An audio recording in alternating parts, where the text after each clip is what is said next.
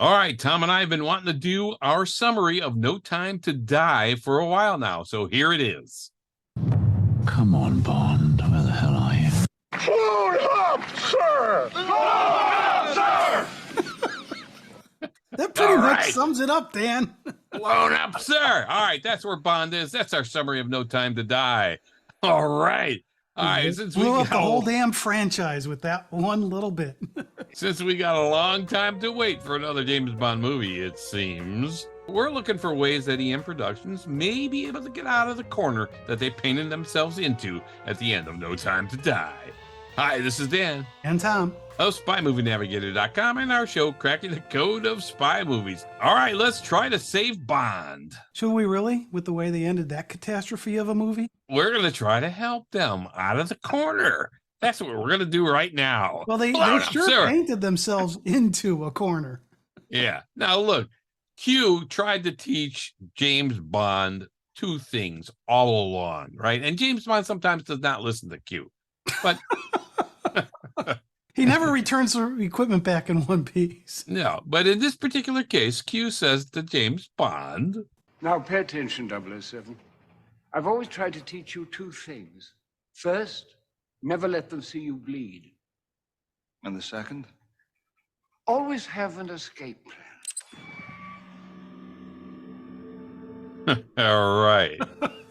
So, Bond has been trained to have an escape plan always. Yeah, it just seems sometimes Bond doesn't listen to Q, and certainly in No Time to Die, did he have an escape plan? Not a it good didn't one. seem like it.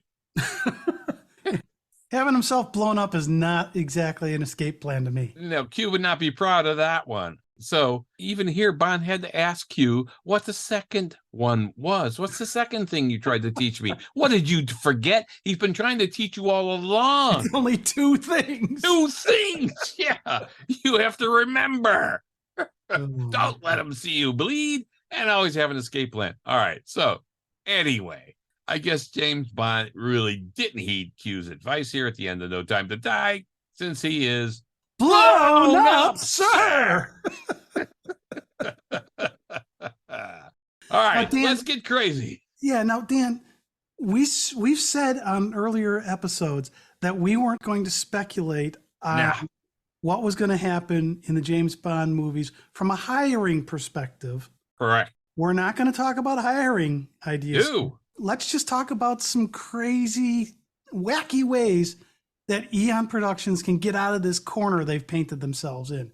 Because as we know, James Bond was blown up, sir! He is dead. And they wanted to make sure that we thought he was dead at the end of No Time to Die. What a great idea that was. What a stupid idea that was. Yeah. I mean, how do you watch another Bond movie, no matter what they do, and not go, okay, he's no longer invincible?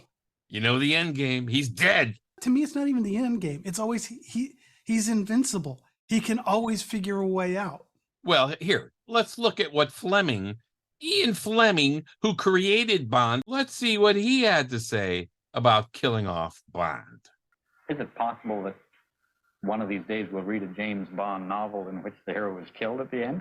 I couldn't possibly afford it. Okay, Ian Fleming said, no, I'm not killing off Bond. I couldn't possibly afford it. But the goose that laid the golden egg.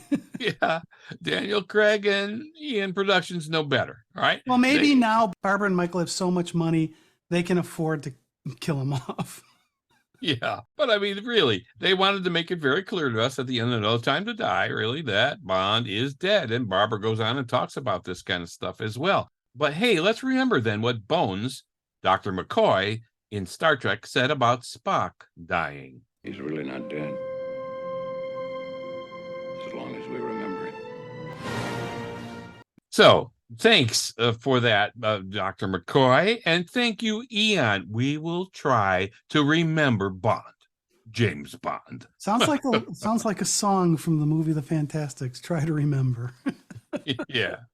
All right. But Leonard Nimoy, who of course played Spock in Star Trek, was asked one time, hey, you died in Star Trek The Wrath of Khan, but now you're signed up for the next movie, Star Trek 3. What's going on? And Leonard Nimoy replied, in science fiction, no one ever dies. And this is one of the reasons I'm not a huge science fiction fan. But I love it because it's true, right? Much like Leonard Nimoy said of science fiction, no one ever dies. It's the same thing in fiction. So we're going to talk now about ways that James Bond might have survived or lived or may be able to live on because they told us James Bond will return.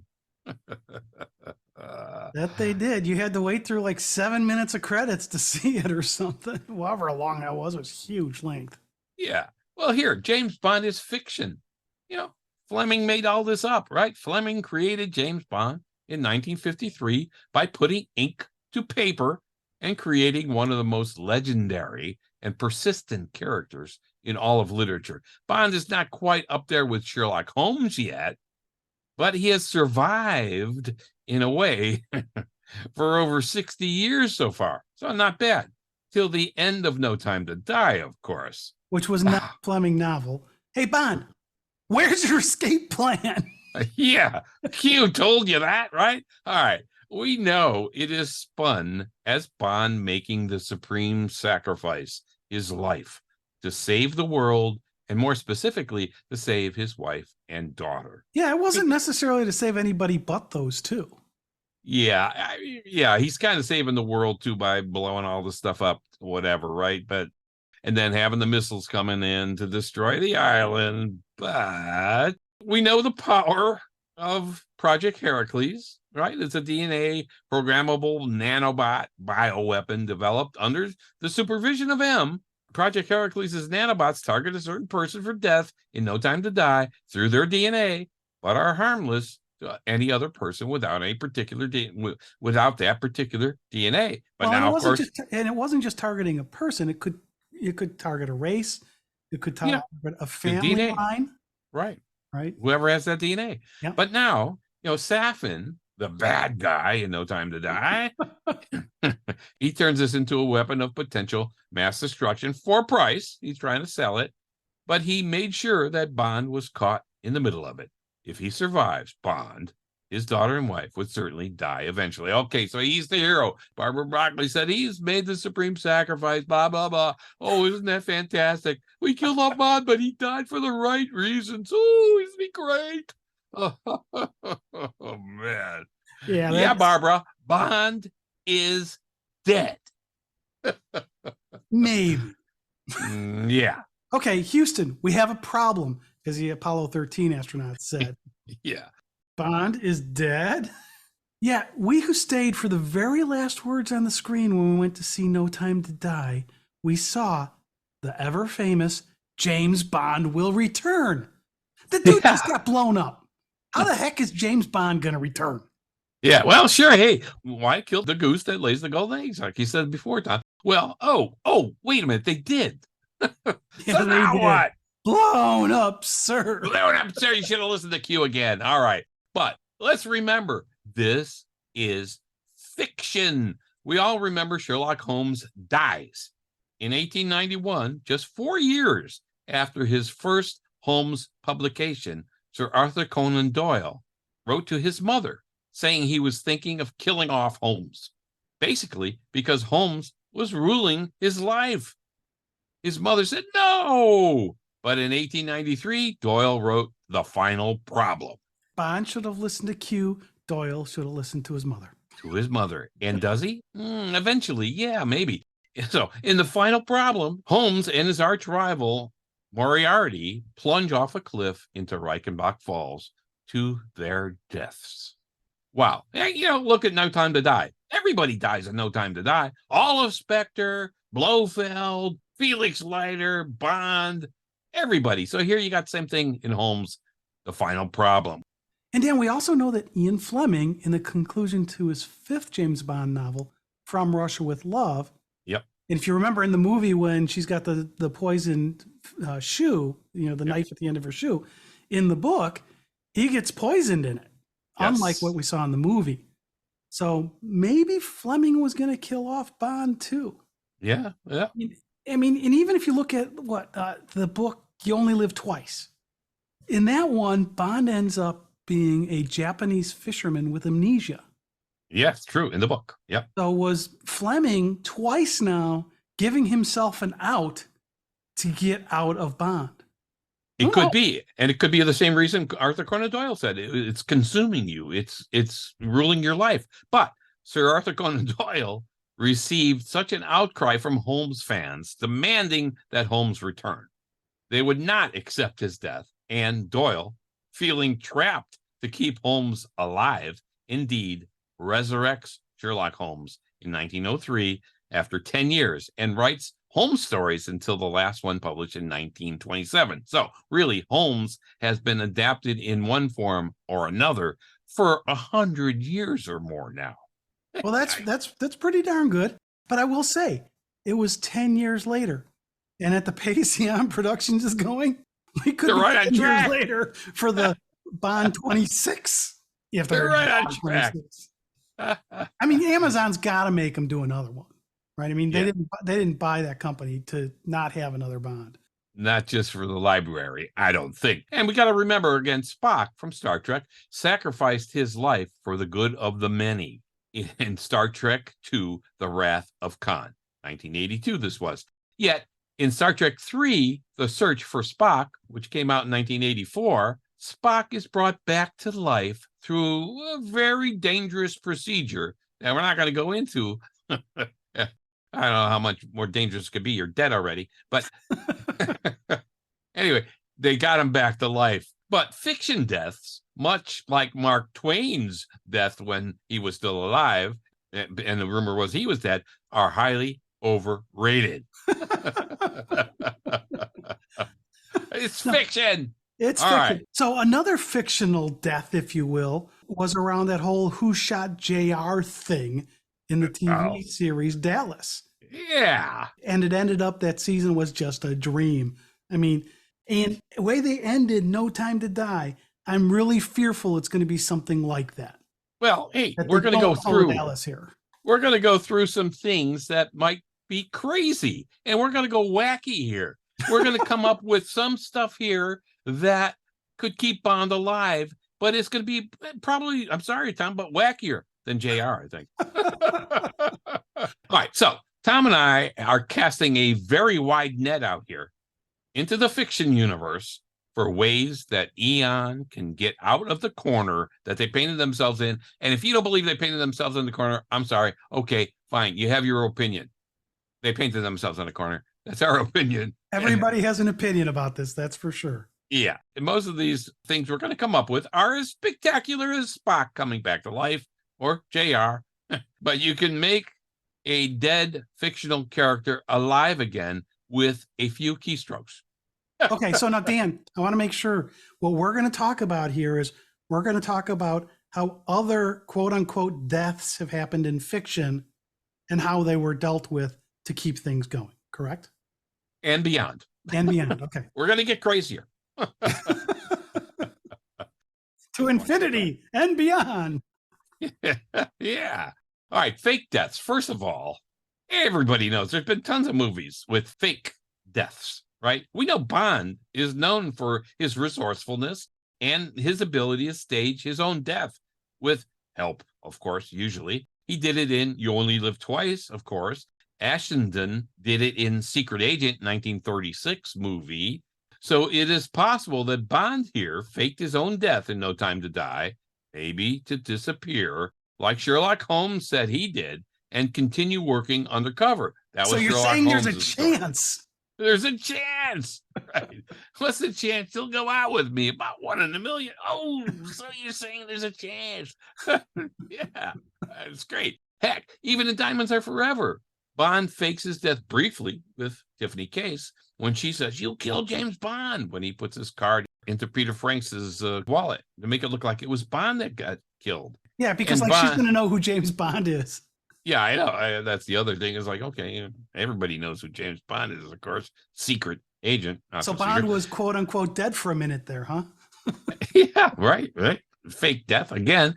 And Bond has not done this for quite a while. So it's time for him to do it maybe in No Time to Die? Or what about that the story was told from an unreliable narrator's perspective? I mean, we do know that Swan tells something to Matilda, the daughter, their daughter, James Bond's daughter, with Swan at the end of No Time to Die. Mathilde? Quoi? I'm going to tell you a story. About a man. His name was Bond. James Bond. Oh, Sounds like she's Dallas to me. she's going to tell a story. My question is, has she been telling us the story the whole time? Here, this whole story in No Time to Die. Has Is she No been Time to telling Die us? is No Time to Die her James Bond fiction? Yeah, is that her fiction, her idea of what happened? Kind of like Fleming's novel, The Spy Who Loved Me, was not told from Bond's perspective. Maybe this whole movie, No Time to Die, was told from Swan's perspective. And it's all wrong. Could be a ruse to fool us, or just inaccurate because Swan does not know the whole story either. So Okay. that's one out. So if this out happens, Dan, so I flew to England to see No Time to Die because it opened there before it came here. I was worried about the ending of this story. I needed to see it before I heard anything about it. Yeah. If this theory holds about this being Swan's story, if you will, I'll probably vomit. And it's one of the reasons I will not go see Bond 26 until I hear about it. Okay. That All can right. be opposite for No Time to Die. All right. Because if it is that story, I'm not going to bother going to see it. All right. All right. So that's one theory, Dan. Right. That's one. Let's go to Like I another say, one. It's going to make me vomit. So now there's another way we could deal with this going forward, because Bond movies are replete with gadgets and the best technology. Yeah, that's true. I mean, Yeah. heck, MI6 was behind Project Heracles. On the rim. Yeah. Yeah. So yeah. there could have been a hidden project that somehow thwarts the effects of Project Heracles. I like that. Some kind of life extending or enhancing technology that maybe was still a secret. I like that. Now, maybe, just maybe, okay, I'm stretching here, it could come to pass that Bond had access to some experimental life-saving technology that allowed him to survive No Time to Die's gruesome end. And perhaps unbeknownst even to M and the rest of MI6 for the moment. Possible? It's fiction. So why couldn't technology get him out of this? Yeah. I mean, What do we- technology got him into it. And, I mean, would we buy it? Yeah, we're gullible fans. So probably. Yeah. Again, it's a possibility because it's fiction. So, yeah. I mean, technology got him into the bind. Why not technology get him out of the bind? Because since this is fiction, one possible theory is what they did towards the end of Spies in Disguise, where they used the inflatable hug. And maybe he got into the inflatable hug and the blast blew him off the island, but he was protected because he was in the inflatable hug. I mean, like who that. knows? It's technology. It's fiction. You can do whatever you want. Once you go down the technology route, anything can be possible. And so, hey, I like that theory as well. That's another out for him. But my question was this. I was wondering, is this really Bond who died at the end of the movie? Could it have been a cloned Bond or a person made up to look like Bond? I mean, I'm not sure about that one day. hey, we saw this already in a Bond movie, Blofeld, played by Charles Gray in Diamonds Are Forever. He had the whole cloning machine working already, right? Way back in 1971. So possible? Yeah, it's possible. Or look at Mission Impossible and The Masks, convincing the enemy for years that a person who is not the person being represented by the masks is indeed the person. So confusing, maybe, but possible? Yeah. So it may have been a real person sacrificing themselves, but not Bond. Could Bond have had a whole body double? Is it possible? It's fiction. No. There's another odd for us. Here's one way I could believe it.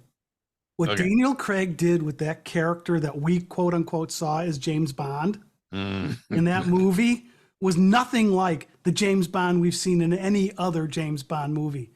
So it's possible there was a clone in place here because he sure didn't act like James Bond. There you go. Right. Yeah. He's out of character there. Right. 'Cause, I mean, he's not listening to Q. Always have an escape plan. Yeah. Okay. So since we're getting wacky here, let's get wackier. All right. Maybe, just maybe there could be a secret magic elixir, something like that. I like that. So perhaps some innovative experimental medical procedure, and maybe they inject him or he gets this procedure or something, and somehow he's brought back from death's door. I like that. Why not? I mean, God, we have stuff like that today where you get injected, right? You got an EpiPen to save your life if you're getting a peanut allergy reaction and so on. Boom, and it saves your life instantly. Why not here? I like that. All right. But they have to be able to get to him to administer it. That's it. That's or he could have it himself. As he I was could thinking have of it that. in his 50 things he's carrying with him in the movie. Okay. Yeah, I was trying to figure out, okay, this magic elixir, how the heck would he actually get it? Yeah, there you go. He's got it in one of those packs. All right. All right, let's get really crazy. Let's get nuts now, right? And help Eon Productions out. A lot of No Time to Die is science fiction. It's not just fiction. It's science fiction. And so why not? I don't like science fiction. I know, but like this okay, movie. That's why you didn't like this movie then. Yep. All right, so it's not just fiction, it's science fiction. So why not sci-fi into spy-fi with astral projections? Here we go. Or teleportation, like in Star Trek. Hey, M, beam me up. I got to get out of here. It'd be Q that would beam him up. Yeah, hey, Q, beam me up. Get me out of here. All right. It really is just an extension of the science in No Time to Die because it's all science anyway. The whole thing is science fiction, or maybe really go nuts and have time travel or parallel universes. I mean, Dr. Michio Kaku talks about parallel universes. I've read a couple of his books about them being real possibilities. So let's get really wacky. He's in a freaking parallel universe. You're going way out here now. Thank you. We're trying to help out EON Productions as giving them some ideas. Trying to give them some ideas as wacky as they can be. Okay, so here's another one. Here's one kind of trying to take it wacky again. What if maybe there's a secret intelligence organization that MI6 doesn't even know about? I like that. Maybe they snatched Bond out from the claws of death and they've kidnapped him. I mean, he's been kidnapped before. Why not? I mean, Project Heracles was operational. Why not take this one more crazy step with some secret society or organization getting Bond out of there just in the nick of time? Why not? Maybe even a friendly organization above MI6, who MI6 doesn't know about. Wow. After all, M and everybody toasted Bond at the end of the movie, assuming he was dead.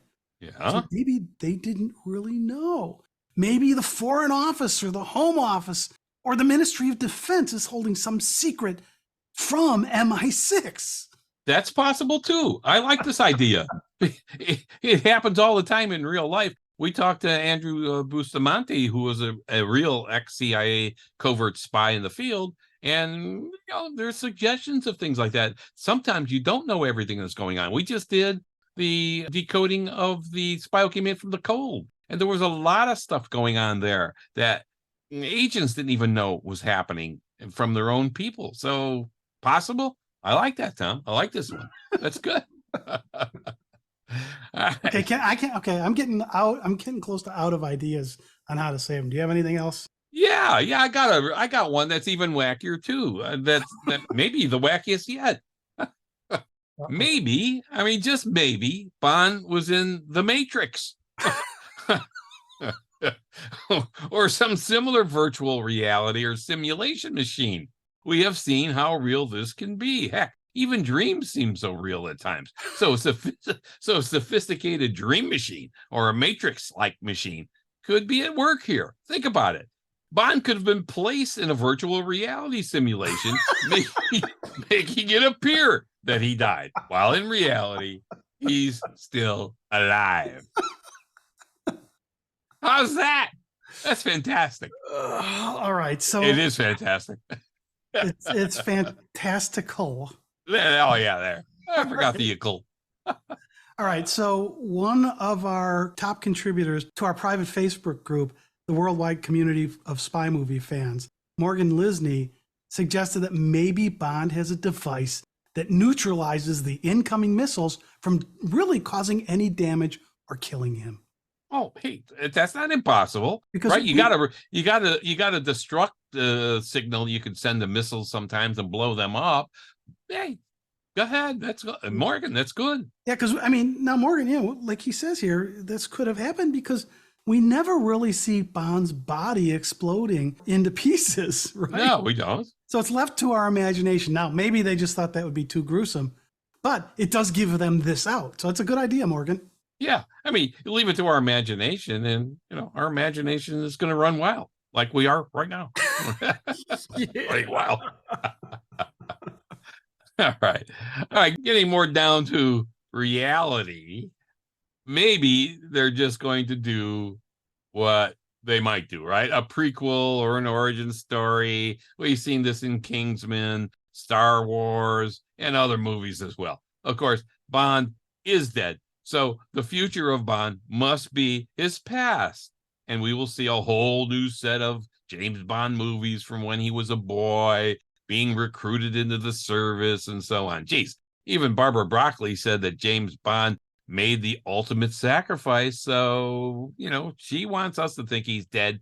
But then we know the end game already, right? He's dead. He dies in his last mission. So I don't know. Somehow this would not be satisfying to me when we do see a bunch of prequels. It hasn't really worked for Star Wars. The whole interest in Star Wars has fallen off since Disney took it over because they have all these prequels, all these side stories, all these character stories and everything else. And the interest level is not as high anymore. So, well, and again, you keep talking about the fact that we know the end game. Yeah. And the big thing for me about him dying there is he's no longer invincible and we know it. And yeah, I said this earlier. To me, that's the most important part here because future missions, we know he possibly could die.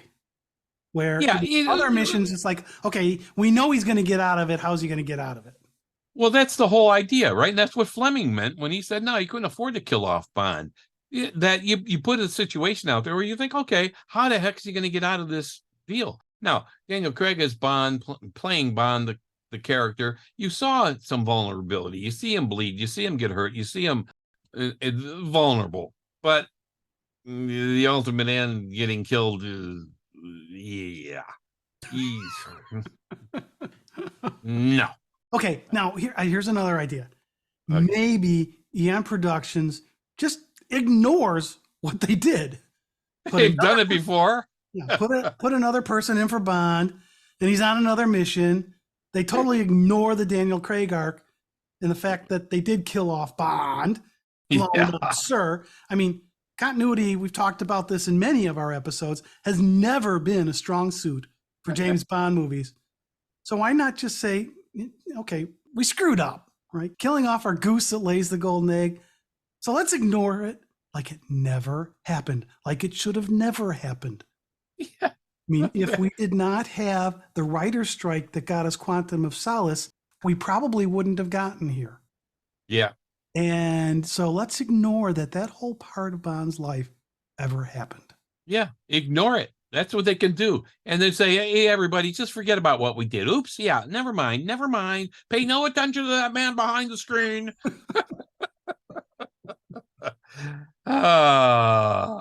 Let's remember that EON Productions is in the storytelling business, though. That's what they do, right? And with fiction, anything can happen. Any of the stuff we just said can happen. And as we pointed out, it has happened already enough in movies and in stories. So if they keep Bond alive, meaning somehow he survived No Time to Die while everyone else in the movie died, all they need is a semi-plausible storyline. And I'm saying a semi-plausible storyline. And we will all go with it, right? We're going to run with that. I'm not sure about me on that. Any of the crazy things we just talked about in this podcast episode would suffice. So, yeah, okay, all right. We're going to have this willing suspension of disbelief. We'll run with it. But Him being dead, I got a problem with that. And you are not alone. Yeah, I mean, because let's face it, where do they want to go? I mean, do they even have a clue where they want to go? That's a good question. I mean, some part of us says, yes, of course they do. And they'll play it close to the vest. That's why they were able to put the James Bond will return, because they know what's going to happen. Yeah. They're going to play it close to the vest until they, Eon Productions, are ready to announce what they will do. Now, they're not going to tell us when they say we're starting to work on Bond 26.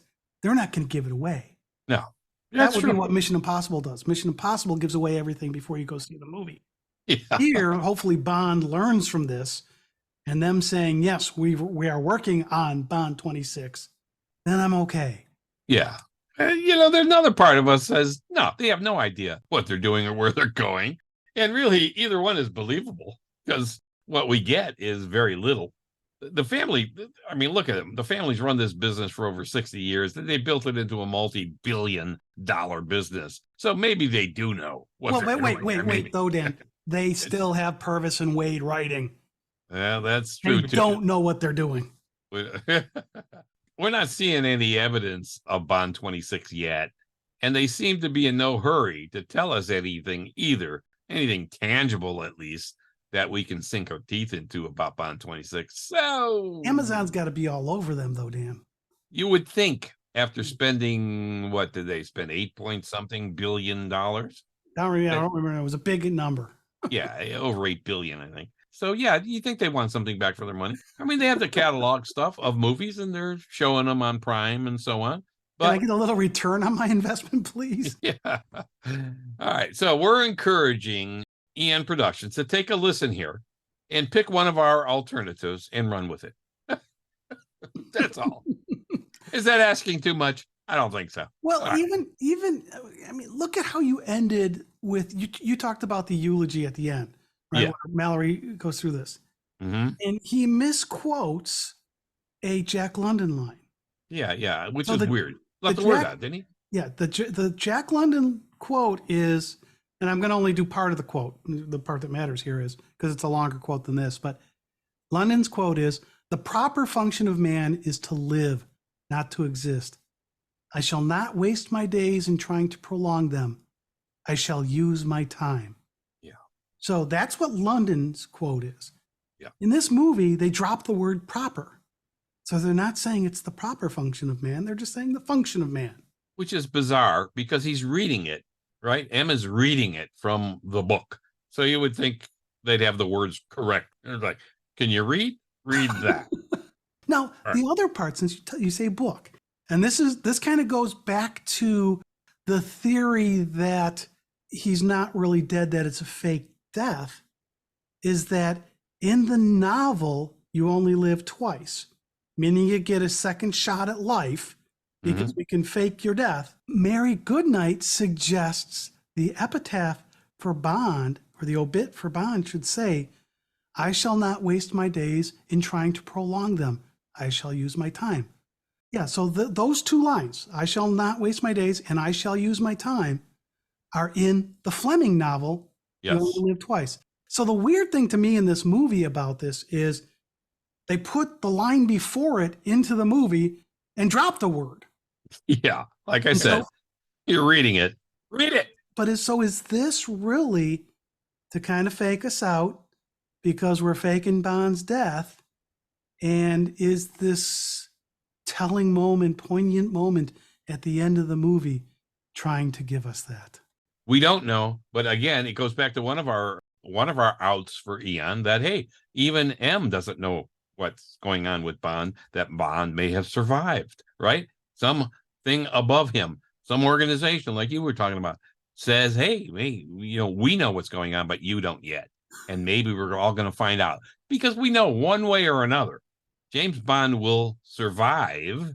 It's going to go on. It's multi-billion-dollar business. It's how much of it will be a challenge to our belief system. How much of a willing suspension of disbelief must we conjure up? Yeah, and it better be a good one. Yeah, and I believe all of ours that we've suggested here have been good ones. Not quite so sure about that, Dan. Yeah. I think we've come up with some great ones for Eon Productions. We don't even want a commission on this, Eon. Just run with one of our ideas and go with it. That's great. Well, that's a wrap of our take on Bond being blown up, sir. This has been Dan and Tom of SpyMovieNavigator.com and our show, Cracking the Code of Spy Movies. Please do us a favor and subscribe to our show through your favorite podcast app and on our YouTube channel as well. Thanks for listening. We appreciate you spending time with us.